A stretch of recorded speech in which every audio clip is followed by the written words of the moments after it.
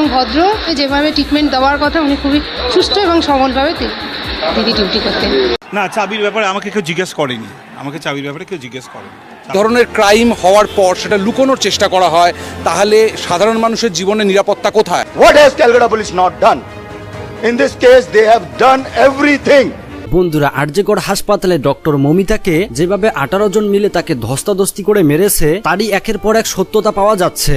এমনকি এক এক করে সব খুনিদেরকে ধরছে পুলিশ। তাছাড়াও সাধারণ জনগণ ছাড়াও অনেক বড় বড় সেলিব্রিটিরা ইতিমধ্যে রাস্তায় নেমে কি কি আন্দোলন করছে। তাছাড়াও মমিতা দেবনাথকে মারার কি উদ্দেশ্য ছিল আরজেগড় হাসপাতালের প্রিন্সিপাল সন্দীপ ঘোষের, তো চলুন আমরা এক এক করে সেই ভিডিওগুলো দেখে আসি যে আসলে তাকে কি কারণে মারা হয়েছে। তারপর বিস্তারিত আলোচনা করছি ভিডিও শেষে। হ্যাঁ, দিদির সঙ্গে আমি ডিউটি করি। দিদি খুবই ভালো এবং ভদ্র, নীরবে, রাস্তায় কোনো কারোর সঙ্গে কোনো কথাবার্তা সেইভাবে কোনো আমাদের সঙ্গে কোনো ব্যবহার খারাপ করেননি। সব পেশেন্ট পার্টির সঙ্গে এবং পেশেন্টদের সঙ্গে খুবই নীরবে ব্যবহার করেছেন। যেভাবে ট্রিটমেন্ট দেওয়ার কথা উনি খুবই সুষ্ঠু এবং সবলভাবে দিদি ডিউটি করতেন।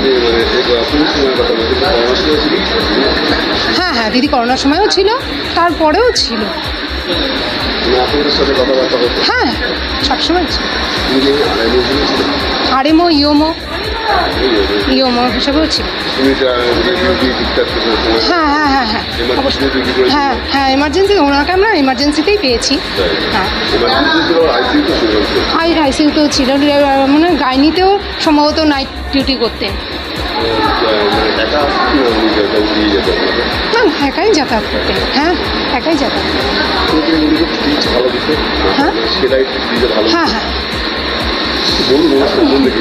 না দিদি খুবই ভালো এবং সেলাই টেলাই দিতেন এবং মানে খুব পেশেন্টের কেয়ার নিতেন। তার থেকে দূরের কথা, এখন এইটা দিয়ে খুব প্যাথেটিক লাগছে। দিদির হাতের লেখাটা এখনো চোখে ভীষণ লাগে। দিদির হাতের লেখাটা খুবই সুন্দর ছিল, একদম গোটা অক্ষরে লিখতেন, ট্রিটমেন্ট শিটে খুব ভালো লাগতো।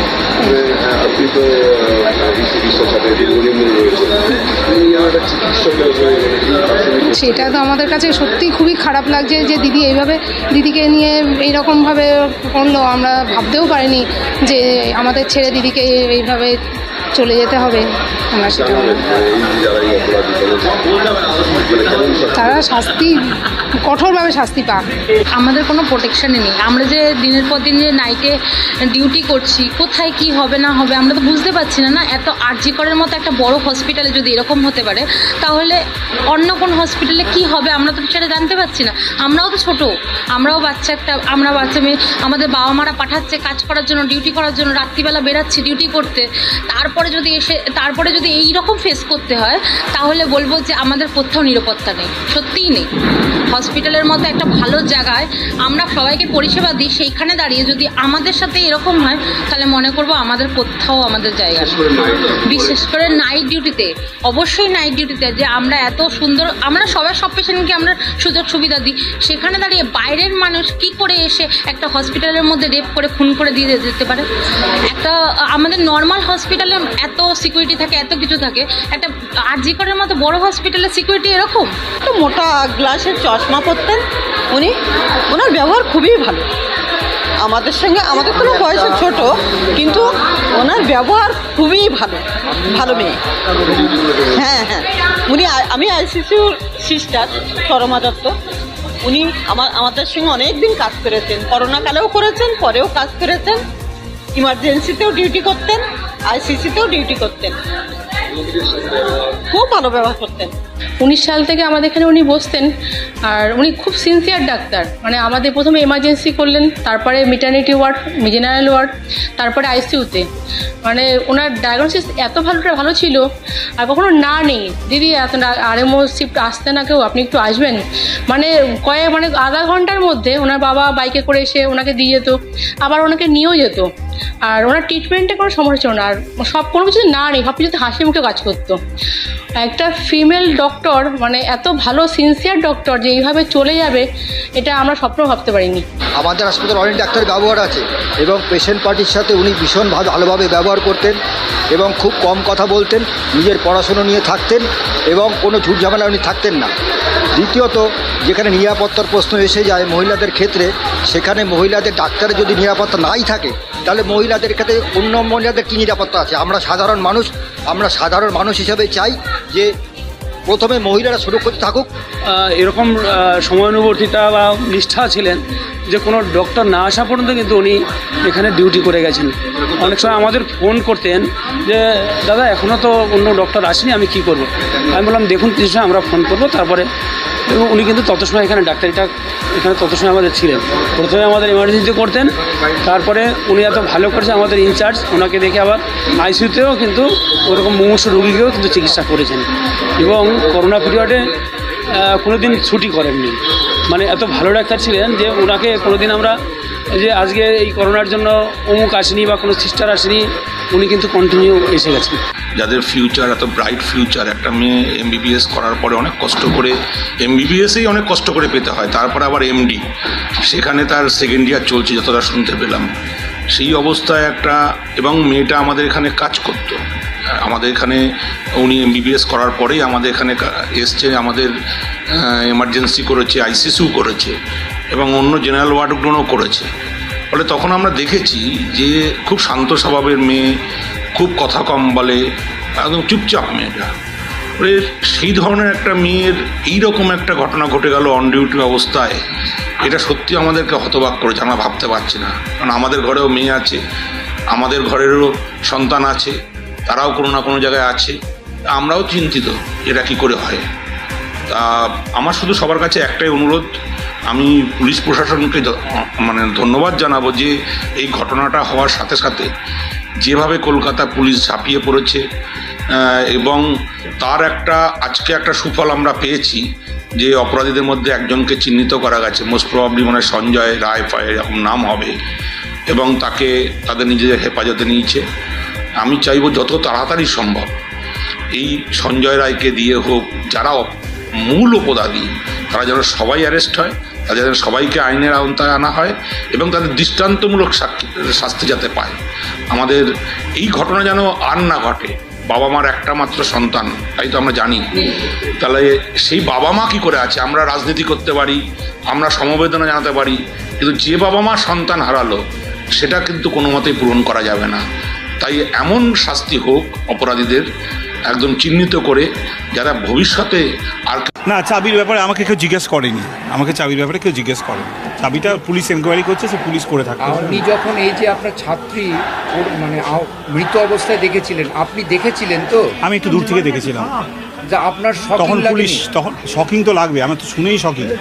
আমার তো শুনে ও তো ধরুন মানে আমার মেয়ের বয়সী, একই বয়সী প্রায় ধরতে পারেন, শকিং তো লাগবে। শকিং করে আমি রীতিমতো লিফট না পেয়ে সিঁড়ি দিয়ে উঠে গেছি। উঠে গিয়ে আমি দূর থেকে যখন মানে একটু দূর থেকে যখন দেখা যায়, কারণ ওটা তো একটা প্রান্তে ছিল ইয়েটা মানে ডেড বডিটা, তো তখন আমি অনেক দূর থেকে দেখেছি। দূর থেকে দেখে ইতিমধ্যে পুলিশ ওখানে ওই জায়গাটাকে এসে গেছে, লোকাল পুলিশ হয়তো হতে পারে, মানে আমাদের ফাঁড়ির পুলিশ টুলিশ। সুতরাং আমি খুব সামনে গিয়ে দেখার প্রয়োজন। আপনি বিভাগীয় প্রধান হিসেবে যে ছাত্রী মারা গেল তার মা বাবার সঙ্গে কথা বলেছিলেন? হ্যাঁ, আমি সঙ্গে সঙ্গে জানিয়েছিলেন? একদম আমি সঙ্গে সঙ্গে আমাদের অ্যাসিস্ট্যান্ট সুপারিনটেন্ডেন্ট যে আছেন, অ্যাসিস্ট্যান্ট সুপারিনটেন্ডেন্ট তখন চলে এসছেন। অ্যাসিস্ট্যান্ট সুপারকে আমাকে বললেন স্যার ফোন নাম্বার দিন।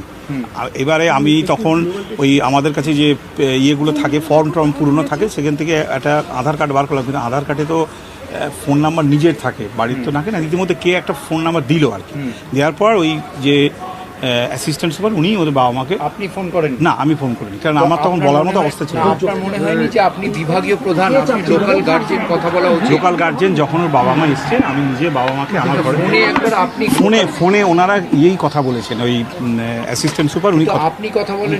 আমি কথা, কারণ ফোনে তো একজন বললেই হলো, জেনে গেল। ফোন অভিযোগ উঠছে যে ফোনে বলা হয়েছিল আত্মহত্যা, ফোনে বলা হয়েছিল শরীর খারাপ। সেটা তো আমি ফোন করিনি, আমি বলতে পারবো না, কারণ তখন এত ভিড় ছিল। কে মা বাবা আসার পর তাদের 3 ঘন্টা মা বাবা আসার পরে আমি একজন করে মা বাবা আসার পরে আমি নিজে ওনাদের ঘরে নিয়ে গেলাম, আমার ঘরে সঙ্গে সঙ্গে।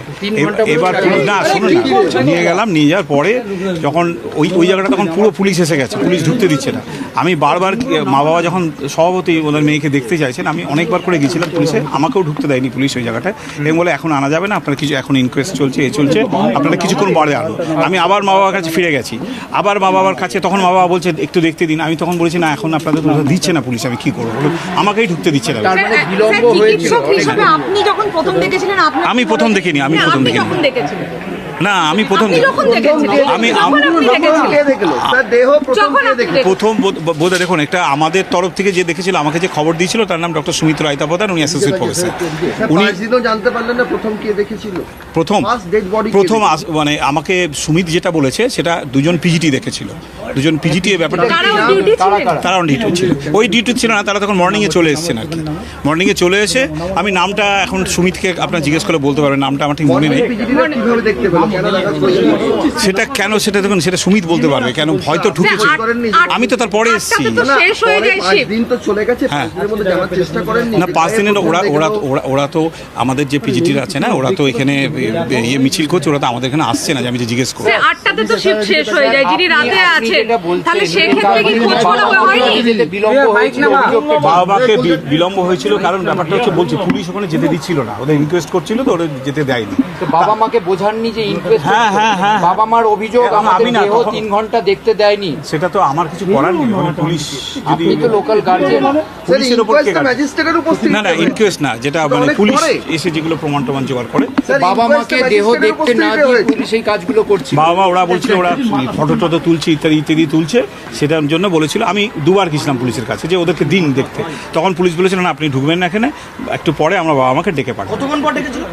সেইটা শুনুন, তার মধ্যে না অনেক লোক আসছে তো, মানে আমাকে তখন পুলিশ চলে এসছে আমার ঘরে, পুলিশ এসছে আমাকে, পুলিশ বিভিন্নভাবে জিজ্ঞেস করছে কে প্রথম দেখেছিল, কে দিয়েছিল, এবং তখন সেই মতো আমি টাইমটা আমি বলতে পারবো না। যে যারা দেখেছে জুনিয়র ডাক্তার বলছেন, আপনি এর আগে বলছিলেন জিডিএ দেখেছে, যারা ঢুকে জিডিএ আমি বলিনি, আমি প্রথম আমাকে যেটা প্রথম খবর দিয়েছিল সেটা ডক্টর সুমিত রায়তাপদ, কিন্তু দেখেছিল এটা সুমিত বলতে পারবে কে দেখেছিল। এই তো চলে গেল একটু আগে। উনি আপনাকে কিছু, আপনি তো এইচওডি, আপনি তো কিছু নিশ্চয়ই জিজ্ঞেস দেখুন, এটা তো পুলিশে এনকোয়ারি করছে, যা বলার ও পুলিশের কাছে বলেছে, আমি যা বলার আমি কোথা থেকে জানলাম না জানলাম আমি পুলিশকে বলেছি। কেন এনকোয়ারির ব্যাপারটা তো পুলিশের ব্যাপার, তারা যা রিপোর্ট করে। আপনি জানেন প্রথম কে দেখেছে? আমি প্রথম কেউ দেখেছি জানি না, কিন্তু সুমিত জানে, ও বলেছিল যে দুজন ইন্টার্নের নাম, দুজন ফার্স্ট ইয়ার পিজিটির নাম বলেছিল, যে দুজন ফার্স্ট ইয়ার পিজিটি দেখেছিল। এই দেখে ওকে দূর থেকে বোধহয় দেখে, যাই হোক দেখে সুমিতকে খবর দেয়, এবং সুমিত তখন এমএসভিপিকে খবর দেয়, সুমিত তখন প্রিন্সিপালকে খবর দেয়, সুমিত তখন নিজের রাতে ওনার সঙ্গে আরো যারা ডিউটিতে ছিলেন তাদেরকে এইচওডি হিসেবে জিজ্ঞাসা করেছেন কিছু কথাবার্তা? না তারপর থেকে তো ওরা আসছে না, তারপর থেকে তো ওরা আসেই নি, আমরাই তো ডিউটি অন করছি। স্যার একটা জিনিস বলুন, বাবা মায়ের বক্তব্য হচ্ছে একটা এই গোটা বিতর্কের যে আন্দোলন চলছে তার একটা প্রথম বড় কারণ যে বাড়ির পরিবারকে প্রথমেই জানিয়ে দেওয়া হলো সুসাইড। আমি তো সেটাও শুনছি। আমি স্যার আপনার ঘটনাক্রম শুনে বলছেন, আমি শুনছেন না, আপনাকে আমি ঘটনাক্রম বলছি। আপনি যা বললেন এতক্ষণ, আপনি অ্যাসিস্ট্যান্ট সুপারের হাতে ফোন নাম্বার দিয়েছিলেন। আমি দিইনি, আমাদের মধ্যে কেউ একটা কালেক্ট করে দিয়েছিল, দিয়ে তখন দিয়েছিল। আপনি বলেছেন অ্যাসিস্ট্যান্ট সুপারকে বলতে, হ্যাঁ। আপনি বলেছেন অ্যাসিস্ট্যান্ট সুপারকে ফোন করার জন্য, আপনি ফোন করতে পারেননি, আপনি মানসিকভাবে বিপর্যস্ত ছিলেন। আমি মানসিকভাবে কথার মধ্যে ছিলাম না, প্রথম 10-15 মিনিট আমি একদম পাজল ছিলাম যে কাকে বলবো। আত্মহত্যার কয়েনেজটা দৈপায়ন বিশ্বাস অ্যাসিস্ট্যান্ট সুপারের মুখে দিল কে? সেটা তো বলতে পারবো না, সেটা তো আমার ইখতিয়ারে পড়ে না, আমি কোথা থেকে জানবো? আপনাদের যে আলোচনা হয়েছিল, আপনি যখন গেলেন, আপনাদের কি দেখে মনে হয়েছিল ফার্স্ট টাইম যেটা আমি আবার বলছি, আমি কিন্তু ডেড বডির সামনে যেতে পারি না। কলিগ দেখেছে, সেটা তো আমি দূর থেকে সেমিনার রুম যেটা আছে না, সেটা লম্বা না, সুমিত দেখেছে, আমি বলছি তো আপনাকে, আমি দায়িত্ব নিয়ে বলছি, এটা সুমিত রায়তাপদা দেখেছেন। ডক্টর রায়তাপদার যখন দেখেছেন তখন এই আত্মহত্যার তত্ত্বটা এলো কোথা থেকে? তত্ত্ব ডক্টর রায়তাপদার কাউকে বলেনি, সেটা ডক্টর রায়তাপদা। বাড়ির লোককে কেন সেটা কি করে বলবো? বাড়ির লোককে কে বলেছে সেটা আমি জানি। বলাটা অন্যায় হয়েছে? অবশ্যই না জেনে দেবো বলা ঠিক না, কারণ তখনও যখন ডিক্লেয়ার করেনি, মানে ওর ডেথ ডিক্লেয়ার হয়নি, তখন যে এবার যদি বলে থাকে এটা বলাটা ঠিক হয়নি, কারণ বলা উচিত না। আমি দূর থেকে দেখেছি, দেখার মতো অবস্থায় ছিলাম না। অভিযোগ হলো না কেন? কোনো পুলিশকে অভিযোগ করা হয়েছে তো?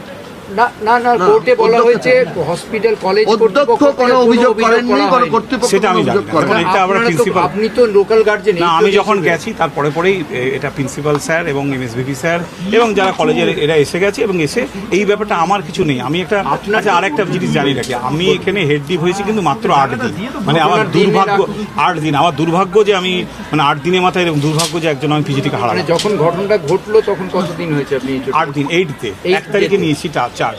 এবার আপনাকে বলছি আপনি অভিভাবক হিসেবে আপনার মাথায় কখনো আসেনি যে আপনার একজন মানে ওয়ার্ড যে যার কাস্টাডি আপনি নিয়েছেন সে মারা গেল, কোনো লিখিত অভিযোগ করবেন না? অভিযোগটা তো আমি জানি না, অভিযোগটা খুব সম্ভবত অভিযোগ কলেজ কর্তৃপক্ষ থেকে করে, আমি অথরিটি নয়। কলেজ কর্তৃপক্ষের অভিযোগ করা উচিত ছিল। সেটা তো আমি বলতে পারি না। কলেজ কর্তৃপক্ষের দায়িত্ব নিয়ে এফআইআর, আপনার অভিযোগ বলতে এফআইআর বলছেন তো, এফআইআরটা আপনার প্লিজ প্রিন্সিপাল ম্যাডামকে জিজ্ঞেস করুন, কারণ ওইটা আমার কিছু করার নেই। পরিবারকে বলা হলো আত্মহত্যা, পরিবারকে বলে দেওয়া হলো আত্মহত্যা, অত কোনো অভিযোগ হলো না। আপনি একটা জিনিস বলুন, আপনারা তো প্রত্যেকে ডাক্তার, ওর বডি দেখে নিশ্চয়ই বুঝতে আমি বডি শুনুন, বডি তো আপনি দেখেননি, বাকিরা তো বুঝতে পেরেছিল। সুমিত বুঝতে পেরেছে। সেক্ষেত্রে কেন সুইসাইড বলা হলো, আমাদের প্রশ্ন এটাই। কে বলেছে সেটা আমি বলতে পারবো না। সঞ্জয় রায়, তাহলে অ্যাসিস্ট্যান্ট সুপারকে জিজ্ঞেস করুন, অ্যাসিস্ট্যান্ট সুপার বলেছি কি বলেন। বাবা নাম করেছেন, অ্যাসিস্ট্যান্ট সুপারের নাম করেছেন বাবা, বাবা বলেছেন দৈপায়ন বিশ্বাস, তাহলে অন ক্যামেরা বলেছেন এই না। দৈপায়ন বিশ্বাস তার একজন মেল হয়ে গেল, ওটা যে ছিলেন অ্যাসিস্ট্যান্ট সুপার আমার কাছে যিনি ছিলেন, ফোন নাম্বার দেওয়া ছিল, তিনি মহিলা, কিন্তু তিনি পুরুষ নয়, তিনি মহিলা। এবার কে মহিলা বলেছে বা এটা তো ওদের কাছে কতগুলো কাজ না, অ্যাসিস্ট্যান্ট সুপার ফোন করেছিলেন, মহিলা অ্যাসিস্ট্যান্ট সুপারের কাছে যখন ফোন নাম্বার চাইছি, ফোন নাম্বার চেয়ে তখন মহিলা অ্যাসিস্ট্যান্ট সুপারকে তখন আমরা ফোন নাম্বারটা দিয়েছিলাম, দিয়ে তখন তখন আমার অবস্থা ছিল না বলাবার কারণ, উনি বলেন আমি বলিনি অ্যাসিস্ট্যান্ট সুপার বলেছিলেন থেকে যে আমি যতটুকু শুনেছি আমার শোনার মতো অবস্থা ছিল না, যে এরকম খুব অবস্থা খারাপ, আপনারা তাড়াতাড়ি চলে আসুন। এরপর আমি ওখান থেকে বেরিয়ে আসি, ওখান থেকে বেরিয়ে আসার পর এবার পরে ফোন করেছে বা দৈপায়নে কি বলছেন সে ঘটনা যে ওখানে ঘটতে পারে, আপনি তো অনেক দিন ধরে বিভাগে আছেন, বিভাগীয় প্রধান না, সিকিউরিটির অভাব কখনো অনুভব করেননি? সিকিউরিটির অভাব তো অনুভব করেছি বলতে, যে আমাদের তো ওই দুজন সিকিউরিটি থাকে মেন গেটের কাছে, লিফটের কাছে ঠিক না, নার্সিং স্টেশন মেন এন্ট্রান্সের কাছে, লিফটের কাছে থাকে না, ভিতরে অবাধে যাচ্ছে, মেন এন্ট্রান্সের কাছে সঞ্জয়ের মতো মদ্যপরা অবাধে ঘুরছে, কোনো রকম কোনো নিরাপত্তা ব্যবস্থা বাইরে কেউ বলছে এটা এরকম ঘটনা কখন? এইটা তো নার্সিং বলছি, এটা তো যারা সিকিউরিটি ছিলেন সেদিন কি অবস্থায় ছিলেন সেটা আমি বলতে পারবো না, কিন্তু ইউজুয়ালি আপনাদের কখনো এই সিকিউর মনে হয় অনেক সময় লোক ঢুকে যায়, আমরা বারবার এই ইয়েকে যে আর কি আপনার সিকিউরিটি যে হেড তাকে বারবার দেখে, আমাদের ম্যাডাম, আমার আগে তো ম্যাডাম ছিলেন, এর আগেও লোক ঢোকার ঘটনা ঘটেছে, ম্যাডাম ছিলেন না সেটা সকালবেলা বলছি, অনেক সময় পেশেন্ট পার্টি থাকে, ম্যাডাম অনেক সময় আমার সামনে ওই সিকিউরিটি প্রধানকে ডেকে অনেক সময় বলেছেন যে আপনারা কি করছেন, যে পেশেন্ট পার্টি ঢুকে যাচ্ছে।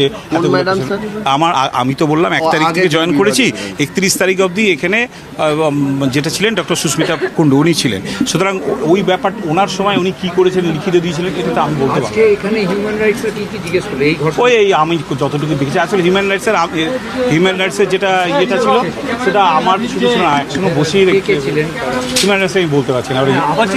আমরা ছিলেন, ওরা আমার সামনেই ডক্টর সুমিতকে দেখা করতে বললেন আমার সামনেই, তারপরে ওই সিস্টিং নার্সিং ইয়েদের ডাকলেন, আমাদের সেদিন যে নার্সরা ছিলেন তাদের ডাকা হয়েছিল, তাদের ডাকা হয়েছে, এই তারা আছেন সেমিনার রুমে।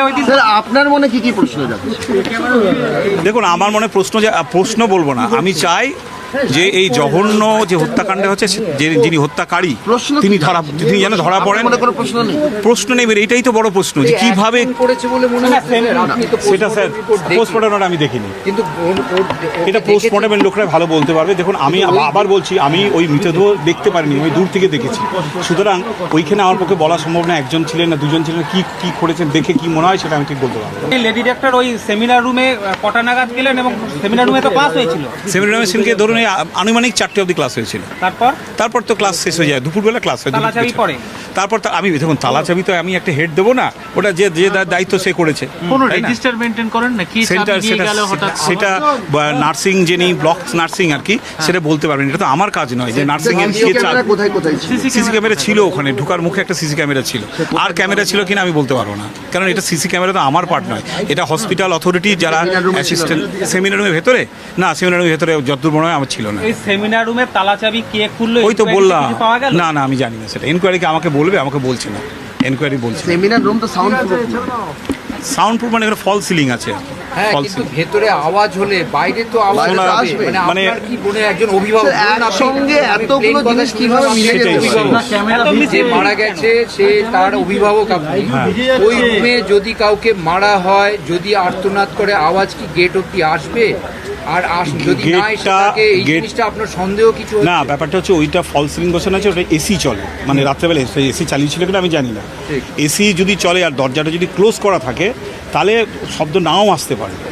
আর ওদের যে বাকি যারা ডিউটিতে ছিল তাদেরটা আরেকটু পরে, মানে 10 ফুট 12 ফুট দূরে তাদের ঘর, এবার সেই জন্য ওখানে দরজা বন্ধ থাকলে শব্দ কিন্তু নাও আসতে পারে, যেহেতু এসির একটা চলে তো 10 ফুট 12 ফুট তো খুব বেশি দূরে না, বলছি তো এসি চলে, দরজা বন্ধ নাও হতে পারে, হতেও পারে নাও হতে পারে। আমার মনে তো আপনাদের মনে সবার মনে যে প্রশ্ন সেই প্রশ্ন যে খুনি যিনি করেছেন যে তিনি যেন ধরা পড়েন এবং তার জন্য চরমতম শাস্তি হয়, তার জন্য হ্যাঁ এটাই চাওয়া, এটাই আমার বড় চাওয়া। এবং আমি বলছি আমি এই ছাত্রদের যে আন্দোলন, সেই আন্দোলনের পাশে আমি আছি। আমার জানার কাছ থেকে দেখেছেন তো একটা সুমিতা রায়তাবাদার ছিল একদম কাছে, সুতরাং সুমিতা রায়তাবাদার বলতে পারবে তার দেখে মৃত হয়ে আত্মহত্যা করতে গেলে কোনো একটা মাধ্যম লাগে, হয় সে সিলিং ফ্যান বা কিছু, যদি কোনো মাধ্যমই না হয়। আপনার কি মনে হয়েছে প্রাথমিকভাবে কোথাও ভয় পেয়ে গিয়ে কোনো কিছু লুকোনোর বা চাপানোর চেষ্টা করা হচ্ছিল, মানে কিসে কোনো কিছু লুকানোর জন্য?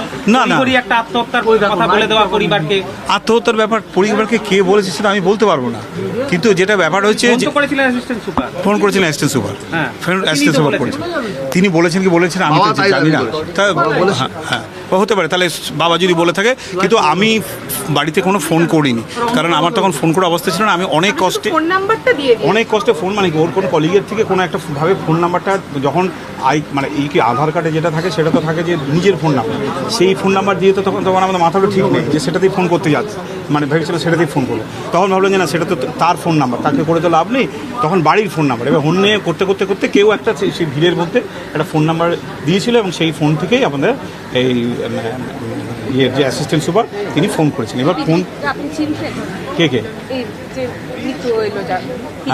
হ্যাঁ হ্যাঁ আমাদের তো ছাত্রী, তো আমাদের ছাত্রী তাকে চিনবো না, 2 বছর ধরে ছাত্রী, পড়াশোনা ভালো ছিলেন, ডাক্তার হিসেবে ভালো ছিলেন, পড়াশোনায় ভালো ছিলেন। আমাদের অ্যাকচুয়ালি কি জানেন তো, পিজিটিটা মানে একজন থিসিস গাইডের আন্ডারে থাকে আর কি। আমার থিসিস গাইডের আন্ডারে ও ছিল না, ও ছিল ডক্টর সুমিতা রায়তাবাদের থিসিস মানে থিসিস গাইড ওনার আন্ডারে ছিলেন। কিন্তু আমাদের যখন ক্লাসগুলো হতো তখন একসঙ্গে হতো, সেই একসঙ্গে হয়ে আমি ওকে দেখেছি, পড়াশোনা খুব ভালো ছিল, খুব ভালো ছিল পড়াশোনা, নো ডাউট পড়াশোনা ভালো ছিল এবং ও খুব সিনসিয়ার ছিল। ওই তো বললাম তো, আমি যখন প্রথম এখানে যখন শোনার পর তখন 10:45 কি 10টার মধ্যে, তারপরে আমি এখানে আগে ছুটতে আসি, মানে ছুটতে এসে আমি ফোন কোনো কথা হয়নি, হয়েছে তো বলছি শুনুন না, তারপরে আমি ছুটতে আসি, এসেই সুমিতের ঘরে, সুমিতকে আমি দূর থেকে জিজ্ঞেস করি সুমিত কী হয়েছে। সুমিত তখন বললো দেখো, সুমিত মানে অ্যাসোসিয়েট প্রফেসর যিনি ওখানে ছিলেন সিনিয়রদের মধ্যে আর কি, তিনি তখন বলছেন দেখেছে, তিনি তখন দেখলো সুমিত এই অবস্থা। আমি বেশি দূর যেতে পারিনি, যাওয়ার পরে আমার তখন মনে হলো আগে আমার সুপার আর তখন সুমিত কিন্তু আমাকে অলরেডি যখন ফোন করেছিলাম, আমি যখন গাড়িতে ছিলাম, বলেছিল আমি সুপার আর এমএসভিপি আর প্রিন্সিপাল দুজনকেই কিন্তু আমি জানিয়ে দিয়েছি, আর লোকাল থানাকেও বলেছি। কিন্তু আমার তখন এই যে এইচওডি মনে হলো আমার একটা জানানো উচিত। আমি সঙ্গে সঙ্গে আবার প্রিন্সিপালকে ফোন করলাম, একই প্রিন্সিপাল আমাকে বলে হ্যাঁ আমি জানি, আমি শুনেছি, আমি আসছি। আর এমএসভিকে ফোন করেন, এমএসভি একই কথা বললেন, এই দুজন। না না না না না না, এটা তো বললেন না, এই ব্যাপারটা তো আমার করণীয় কিছু নেই এখানে, যেহেতু বড় ব্যাপার, এগুলো প্রিন্সিপাল সুপার বা অ্যাসিস্ট্যান্ট সুপার তারাই দেখবে, ঠিক আছে। এবার যাই, সেমিনার রুমটা কি রেস্টরুম হিসেবে ব্যবহার হতো রেগুলার? আমার জানা নেই সেমিনার রুম ব্যবহার হতে কিনা, জানা নেই, কারণ একটা রেস্টরুম কখনো সেমিনার রুমে হতে পারে বলুন? যে সিকিউরিটি ল্যাক আছে, আপনি মানছেন যে সিকিউরিটি ল্যাক তো না থাকলে ঢুকে কি করে বলুন? বন্ধুরা দেখতেই পেলেন, বর্তমান গোটা কলকাতা ছাড়াও বিভিন্ন দেশে এই বিষয়টি নিয়ে আন্দোলন থেকে অনেক হুঁশিয়ারি বার্তা দিচ্ছে ভারতের এই পশ্চিমবঙ্গকে। কেননা ডক্টর মমিতাকে যেভাবে অনাকাঙ্ক্ষিত ভাবে তাকে গলা টিপে হত্যা করা হয়েছে, এমনকি তার শরীরে 113টি কামড়ের দাগ পাওয়া যায়, বুঝতেই পারছেন এটা কত একটা অনাকাঙ্ক্ষিত ঘটনা। তো যাই হোক, ইতিমধ্যে আরজিকর হাসপাতালের সন্দীপ ঘোষকে গ্রেপ্তার করে পুলিশ, আর তাকে রিমান্ডে নিয়ে গিয়ে মারধরের মাধ্যমে এক এক করে তার সমস্ত তথ্য বের করে নিচ্ছে পুলিশ। তাছাড়াও ইতিমধ্যে নাকি এই মামলা তদন্ত করছে সিআইডি। তো আন্দোলনকারীদের একটাই বক্তব্য, যতক্ষণ পর্যন্ত না এই খুনিদের ফাঁসি হবে তারা আন্দোলন ছাড়বে না।